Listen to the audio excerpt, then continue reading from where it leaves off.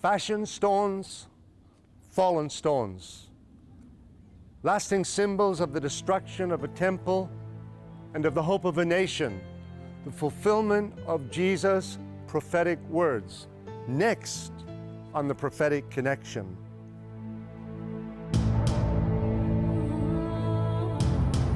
This place, the Mount of Olives.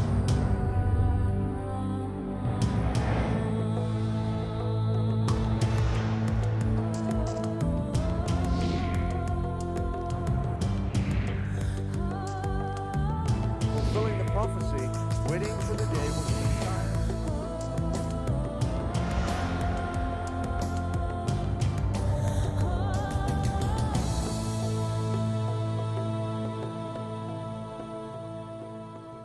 behind me, fallen stones, the symbols of the destruction of a nation and the scattering of a peoples all over the earth.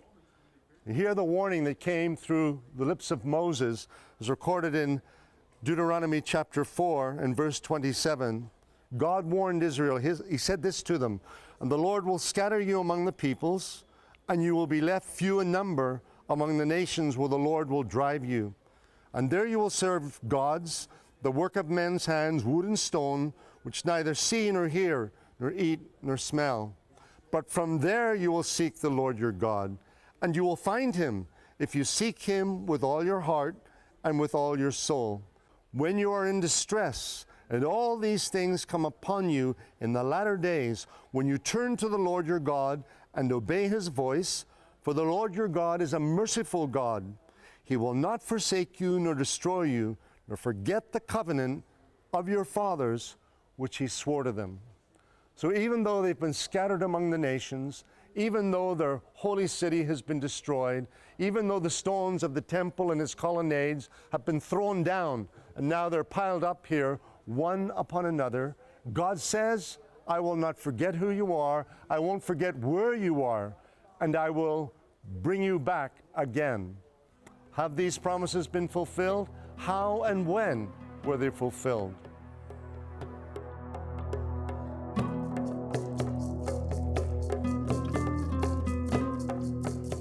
Throughout the pages of the Bible, the prophets announced that the Jews will be scattered and then regathered to their homeland. The Jewish people have spent many years in exile, far away from home. In the book of Genesis, God promised Abraham that his descendants, the Jewish people, would inherit the Promised Land, the area including modern Israel today. Yet several hundred years passed before Moses led the children of Israel out of Egypt, and Joshua led them into the land that God had promised them. In 721 BC, the Assyrians conquered northern Israel.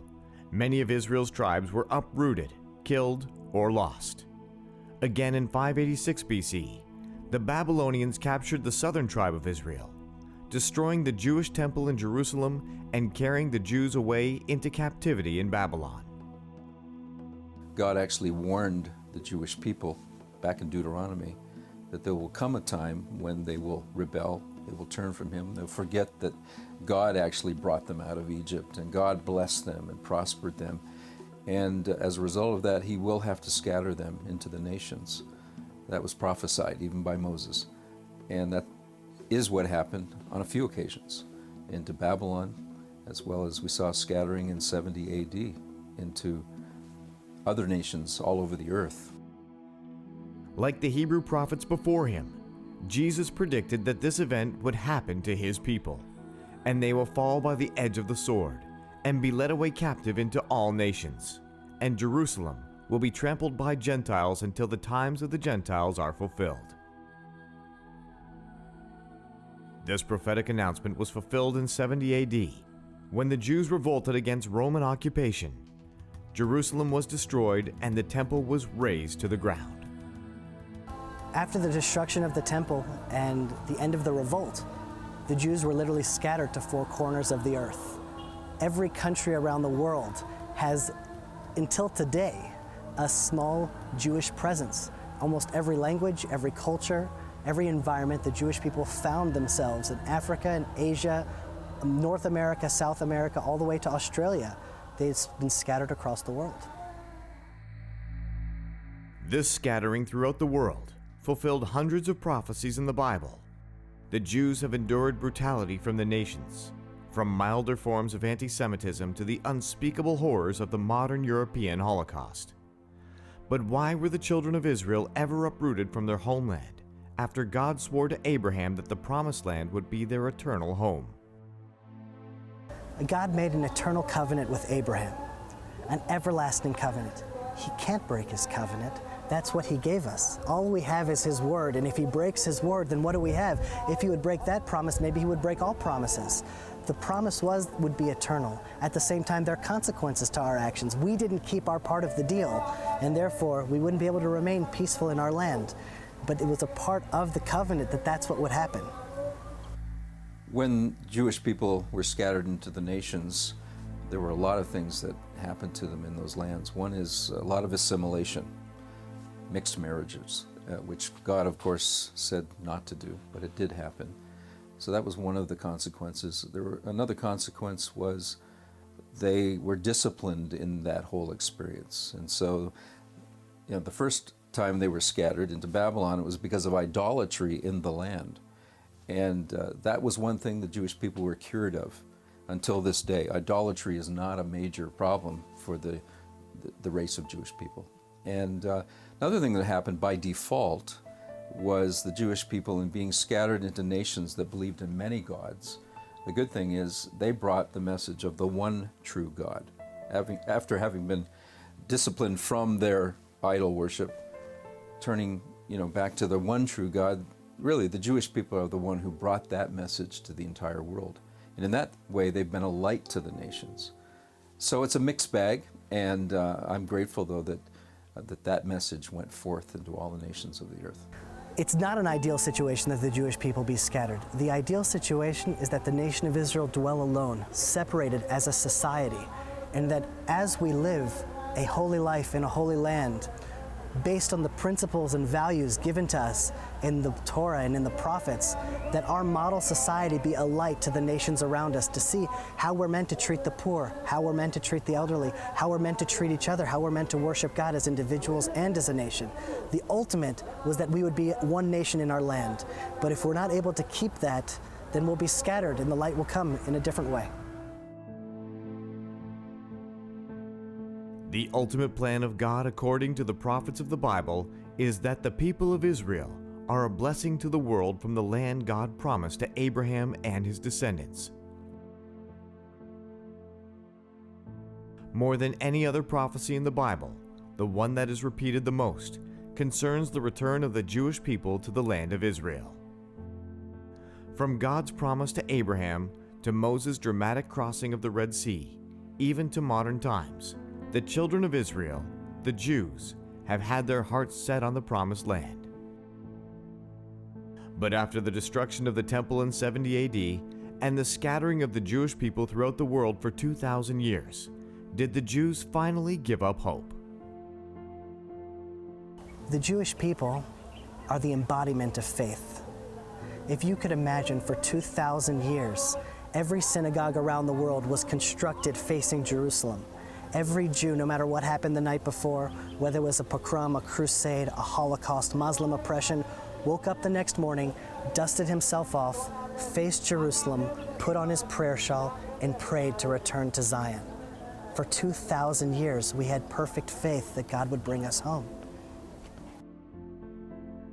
Divinely etched on every Jewish soul is a unique longing for Zion, for this holy city of Jerusalem, and the land that God had promised them. 2,000 years passed after the Romans destroyed Jerusalem, and the Jews were still scattered throughout the world. All that remained was a Jewish longing for Zion and many unfulfilled prophecies regarding a Jewish home in the Promised Land. But one had to wonder, were the prophecies regarding the regathering of Israel null and void? In recent times, a miracle of biblical proportions has been occurring once again in the land of Israel. In the 20th century, wave after wave of Jewish immigrants have returned to the land of their forefathers. By 1869, Jerusalem had a Jewish majority, while the population throughout the rest of Palestine was merely 24,000. Triggered by acts of anti-Semitism in Europe, the Zionist movement began. Zionism is the political movement toward the establishment of a Jewish state in Palestine. Theodor Herzl, a Jewish Viennese journalist born in Budapest, saw that the rise of anti-Semitism in Europe was an incurable disease. He organized the first Zionist conference in Basel, Switzerland in 1897. The World Zionist Organization was born, and Zionism spread throughout the world. By 1914, the Jewish population in Palestine had risen to more than 90,000. Then, by the early 1930s, the Jewish population again increased to nearly 200,000. After the Holocaust, waves of immigrants continued to Palestine, and in 1948, the Jewish state of Israel was born, with a Jewish population of over 700,000. In many ways, the Red Sea was parting again. Against all odds, the Jews returned and continued to return home from almost every nation on earth. In 1948, the nation of Israel was reborn. And you imagine who would come back from the ends of the earth. It would be a mighty, powerful people liberating the lands of Judea, Samaria, reuniting Jerusalem. Who does Jeremiah say is going to come back? The blind, the lame, the weak. And we see in 1948, after 70% of the Jewish people were annihilated in the Holocaust, the remnant trickles back to the land of Israel, the blind, the lame, the weak, the pregnant without husbands. And they found a state underneath incredible circumstances. 5 Arab nations attacked them, and these band of Holocaust survivors somehow won the Independence Day War, not being able to communicate with each other. Some from France, some from Russia, some from Poland, some from Arab-speaking countries, all of them not speaking the same language, somehow united without a real army and won the Independence Day War and declared a state in our ancient homeland. Supernatural.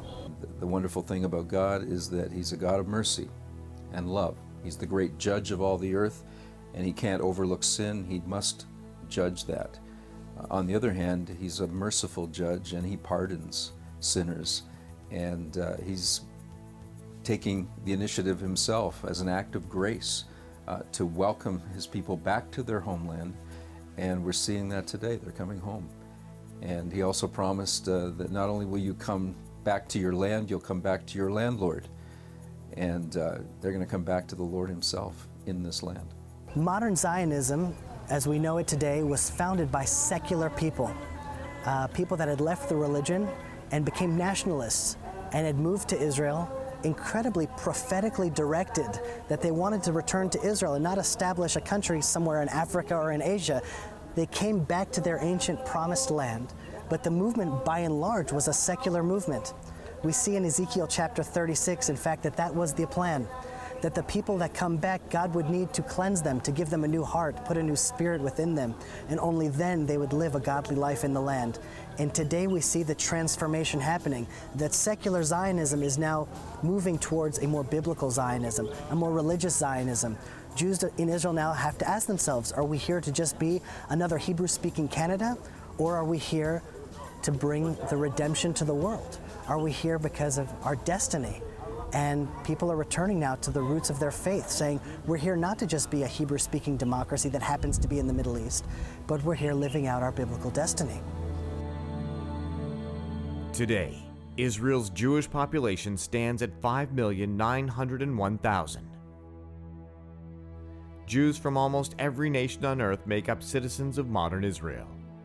Israel is an incredibly diverse tapestry of Jews expressing their heritage in different ways. The number of Jewish citizens in Israel today now matches the number of Jews who perished in the Holocaust. In many ways, modern Israel is a reminder that God does not forget the promises He makes through His prophets. No matter what the Jewish people have endured during their long dispersion among the nations of the earth, God has remained faithful to His word. My family and I came back to Israel in 1991, literally in the middle of the Gulf War. As rockets from Saddam Hussein were landing on Israel, my brother's planes landed in Ben Gurion. And our family returned in a time when Israel needed us. And we were living in Atlanta, Georgia at the time. And we came back In times people thought, how could you be leaving now?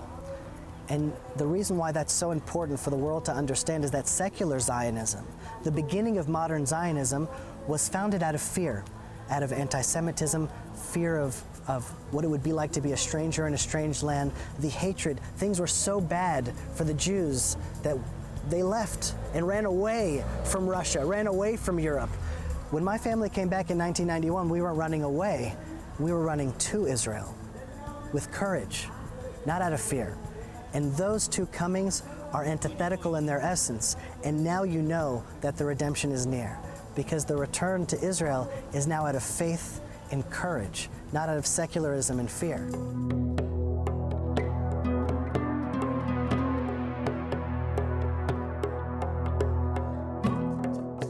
We've talked about Israel being scattered among the nations, but that's not the end of their story. For the prophets also said they would be regathered. God has promises to keep where Israel is concerned. We read in the prophet Isaiah chapter 54, verses 7 and 8. God explains the scattering, puts it this way in verse 7 of Isaiah 54. For a mere moment I have forsaken you. One day is like 1,000 years to the Lord, and 1,000 years is like one day, said the Apostle Peter in his New Testament book. So God says it's for a mere moment. It was nearly 2,000 years, but to God, that's just a moment in time. For a mere moment I have forsaken you, but with great mercies I will gather you. We are living in the time of the regathering of Israel. After nearly 2,000 years of being scattered among the nations, God is regathering his people to this land of Israel. Verse 8 of Isaiah 54, with a little wrath I hid my face from you for a moment, again, for this period of dispersion among the nations, but that's all it was to God. But with everlasting kindness I will have mercy on you, says the Lord, your Redeemer. And again, God speaks through the prophet Isaiah, more specifically and in more detail, in Isaiah 43, verse 5. Fear not, for I am with you. You see, the Israeli people, even in their dispersion, even in their scattering, understood these other prophecies. They could hang on to hope, believing that someday, some way, God would bring them back to their homeland. And so the prophet says, fear not, for I am with you. I will bring your descendants from the east and gather you from the west. I will say to the north, give them up. Only God can speak to the four directions of the winds. I will say to the north, give them up, and to the south, do not keep them back. Bring my sons from afar and my daughters from the ends of the earth. Everyone who is called by my name, whom I have created for my glory, I have formed him, yes, I have made him. And then God says through the prophet, bring out the blind people who have eyes and the deaf who have ears. Let all the nations be gathered together, and let the people be assembled. Who among them can declare this and show us former things? Let them bring out their witnesses that they may be justified, or let them hear and say, it is truth. And here's what God says in verse 10. You are my witnesses, says the Lord, and my servant whom I have chosen, that you may know and believe me and understand that I am he. This regathering God is going to accomplish, and then Israel will know that it is God who has kept his promises through the prophets, words spoken long ago. And it will be so miraculous that they cannot deny that only the God of all creation, the God of Abraham, Isaac, and Jacob, only he could have brought about their regathering to the land of Israel. If you like, against all odds. And after the European Holocaust, when about a third of the nation of Israel in the world was wiped out during that awful period of history. But you know, I discovered something else in the book of Isaiah that's found in chapter 49, verse 22. And this is a message for the non-Jewish world, to the Gentile nations. God says, thus says the Lord God, behold, I will lift up my hand in an oath to the nations, and set up my standard for the peoples. They shall bring your sons in their arms, and your daughters shall be carried on their shoulders. Can you imagine that God speaks to the Gentile nations? He gives them the opportunity to participate in his miracle of regathering Israel to their homeland. And look at the image that Isaiah gives us here. They shall bring your sons in their arms, and your daughters shall be carried on their shoulders. This is Gentiles carrying Jewish sons in their arms, Jewish daughters on their shoulders, and bringing them back to the land of Israel. Over my shoulder, the community of Sderot, very close to Gaza, under attack almost daily from mortars and Qassam rockets and Grad rockets, raining down on this community for the past 10 years. The enemies of Israel trying everything to dislodge them, to displace them, now that they've been regathered to the land of Israel. And beyond this community of Sderot, the enemies of the surrounding nations threatening to wipe Israel off the map. The problem is that they're fighting against the God of all creation, who said he would bring Israel back here and plant them in this land with all his heart and all his soul. So the people of this community continue on, and they survive and they thrive in the promised land, exactly as God said they would, according to the words of the Hebrew prophets. Israel is a modern miracle. And when we speak of miracles, we speak that of God's intervention in history. He said they would be scattered, but that would not be the end of their journey. He would bring them back here to await the coming of the Messiah, who will one day fill the skies with his glory over Israel, specifically Jerusalem. And they will be reunited fully with their God, the God of history, the God of creation, the God of Abraham, Isaac, and Jacob.